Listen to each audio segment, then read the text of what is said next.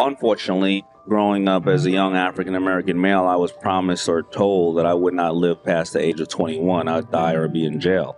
What are some of the common attributes that you see that successful people, billionaires, what is it that they have? They're always trying to educate themselves, constantly trying to educate themselves. They're trying to find out how could they be better or stronger at what they do.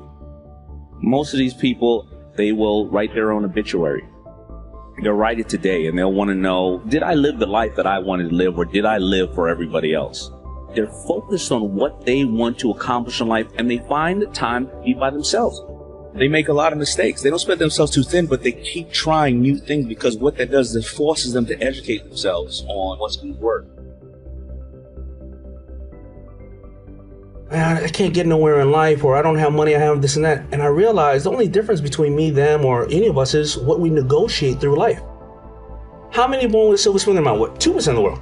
So the rest of us have gotten to a level of success or broken the cycle in our families, or even just become a better person by purely negotiating with themselves and then with others.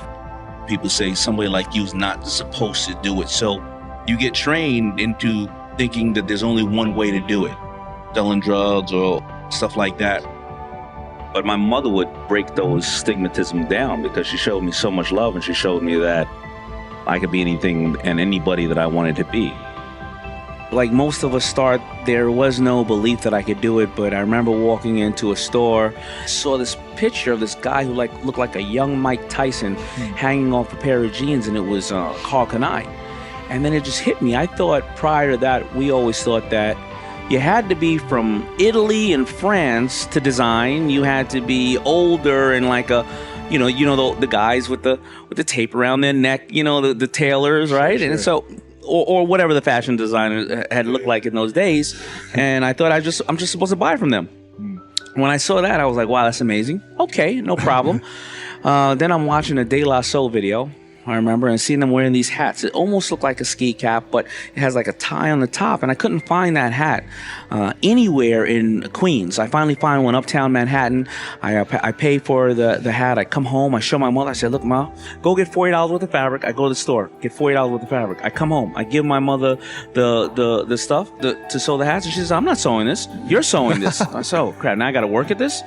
I sew the hats, and then all of a sudden, I have all these hats and only one head. So anyway, that's when it happened. That's when I went out and sold those hats outside on that Good Friday, and I sold $800 worth of hats in 1 hour.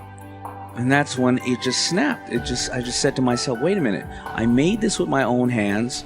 I went and sold this to individuals, and nobody was in my way. I didn't have to get a check from a boss. Nobody told me when or to come to work or go to work. I can't get fired from this because of my color, creed, or whatever the case is. I'm responsible for what's happening here, and I will either fail because every decision I make, or I'll succeed because every decision I make. People don't buy what you do. They buy why you do it.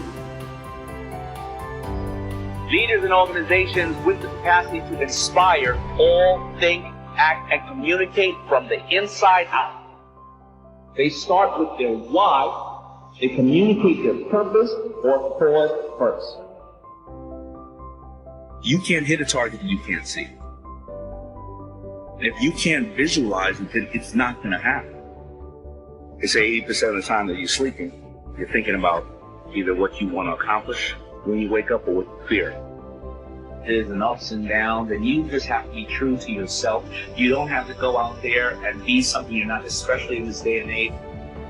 You got to go out and get it. Discover your why.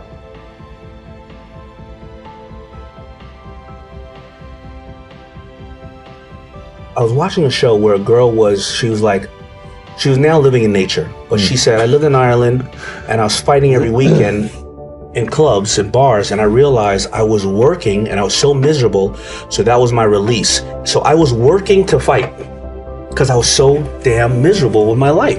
And then she started to find causes that she liked.